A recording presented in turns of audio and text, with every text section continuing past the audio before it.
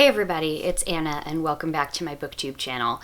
Every year I really hope that I won't have to make this video, and every year I am once again disappointed that I do. So the American Library Association just released their annual report on the state of American libraries, and this always includes the list of the most banned and challenged books in libraries around the US. This year, it's not looking good, folks. I've made a couple videos about this topic before and about the sort of nuances of various book bans and who that winds up harming the most, so I'll make sure that those type of things are linked.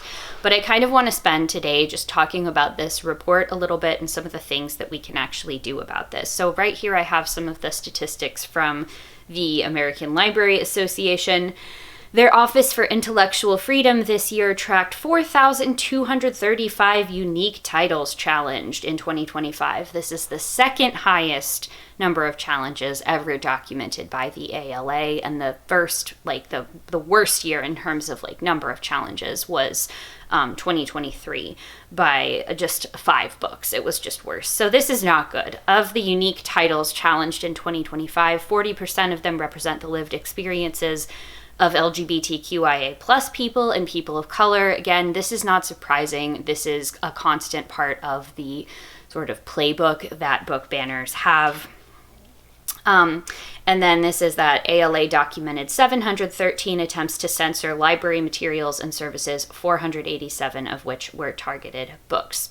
So there were 11 top most challenged titles this year. Let's kind of go through these. Some of them I've read, some of them I've talked about on my channel, and some of them I have listed here. So the first one is Sold by Patricia McCormick, which I have not read, but this is a book that is targeted towards a teenage or young adult audience, and it is about a young woman. She's a 13-year-old, I guess, so she's not really a young woman, she's a child, who lives in Nepal, and she becomes a victim of sex trafficking. This book is inspired by real-life interviews and discussions that the author had with girls and women who survived sex trafficking in this part of the world. The Perks of Being a Wallflower by Stephen Chbosky. This one is constantly challenged because of quote-unquote inappropriate sexual content, like whatever coded word it is this year that just is oh, we don't want kids talking about sexual abuse because that's somehow inappropriate, as though this is not a thing that is wrong that happens to actual kids in the real world and that books can give them the vocabulary for. This makes me so mad. This makes me want to go on a diatribe, and we are only on the second book. Okay, number 3 is one of my favorite books of all time, Genderqueer, a memoir by Maya Kobabe. This one is one of the books that is constantly being challenged as being pornographic, simply because it's got some scenes in it where the author talks about having to have a gynecological exam. I don't really think that anybody who has ever had one of those would find anything sexually titillating or exciting about them. It's such a bad faith argument, and it's just completely designed to invalidate queer authors and make sure that their books are not on shelves and children cannot read those books. Empire of Storms by Sarah J. Maas. Her stuff is frequently challenged for sexual content. I don't really read a ton of her books. She's just not an author that I really enjoy, but also I support everybody's right to read whatever the hell they want. Number 5 is a tie between Last Night at the Telegraph Club by Melinda Lowe. This is a queer book, and it is about an Asian American girl living in the 1950s. And it's tied with Tricks by Ellen Hopkins, which I have not read, but I have it on hold at the library right now. And I believe that one is, again, about young girls that are put in a sex trafficking, prostitution type, forced prostitution situation. Number 7 is A Court of Thorns and Roses by Sarah J. Maas. Again, that one, honestly, I don't even remember it having that much explicit content at all. That's the one that I have read. Number 8 is a tie. It's a 4-way tie between A Clockwork Orange by Anthony Burgess, Identical by Ellen Hopkins. I don't know much about this book, except I gather that a lot of the so-called objectionable material is, again, because the main characters are survivors of child sexual abuse. Tie with Looking for Alaska by John Green, which I have read, and Storm and Fury by Jennifer L. Armentrout, which I have not. So that is the state of the most challenged books here. Genderqueer, still on this list. I've been talking about this for what feels like years now.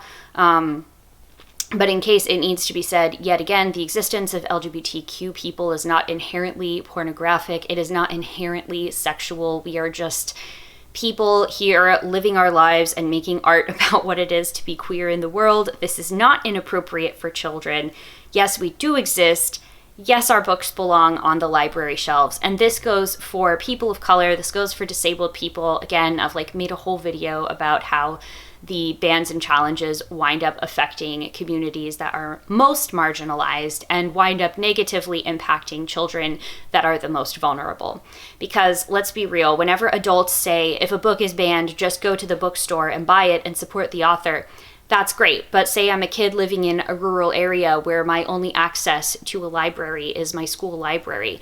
I don't have disposable income. I can't drive myself to a bookstore. I can't necessarily access the internet and be able to read some of these things as ebooks. Maybe that is my only access to these type of books that can be really, really impactful on young readers.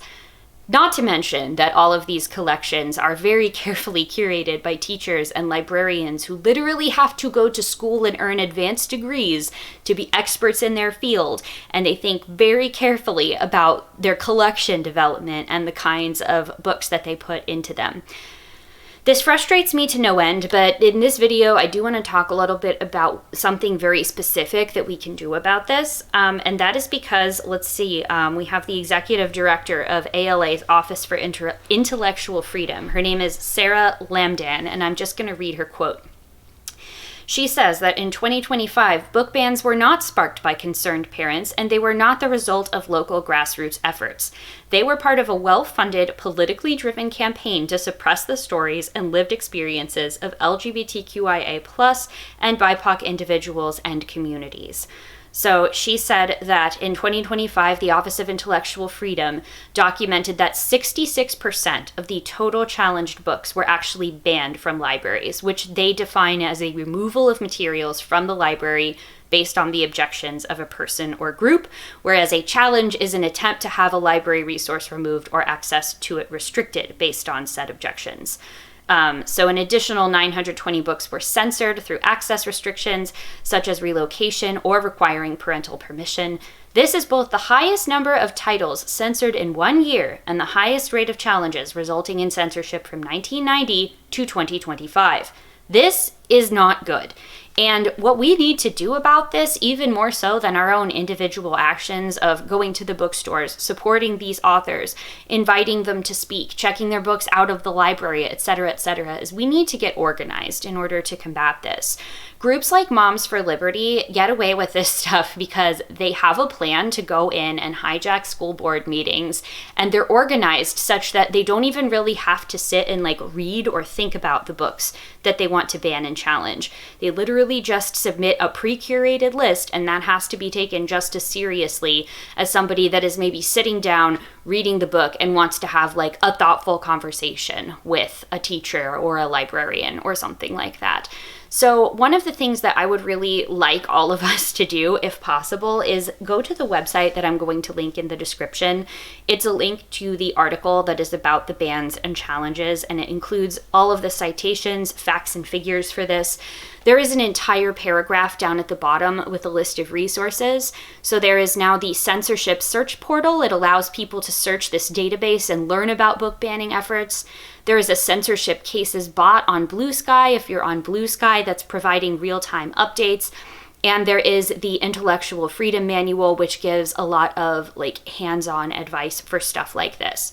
One of the other things that I'd like to encourage you to do is to check out the National Coalition Against Censorship. They have this organization called the Right to Read Network that is specifically an organization that's designed to get people organized, really, to go to things like these school board meetings, to provide an organized counterpart to people that want to come in to our schools and our libraries and tell us that they know better than these people who are the experts at working with children, with children's literature, who actually respect children and want them to be able to have access to a wide variety of books. So please do check out whatever your local Right to Read network is. There's a feature where you can search by your zip code and get involved with whatever your local chapter is at whatever level of involvement you really feel that you can support right now. For instance, I have a newborn at home. There are certain activist things that normally I would do, like going to school board meetings, that are really hard to do now because I have a baby that needs to go to bed at the time all of these meetings take place. That is okay. There are lots of flexible resources on these websites for you to be able to take action. And also, if you have an idea for something like this in your local area, if you're somebody that has any kind of influence, whether you are a teacher, a librarian, a parent, whether you're on the school board yourself, please, please, please take this video as an exhortation to use your powers for good. We need to protect children's access to high quality literature, to intellectual freedom, to the educational opportunities that come with access to these books, and frankly, the ability to see themselves represented, warts and all, including the terrible things that can and do happen to children in literature, because it helps us feel less alone, it helps them be more educated, and it helps put them in touch with resources that will really help. So I could continue to go on and on about this, but I think I'm going to leave it at that right now. Please take this video as a call to action and share it as you see fit.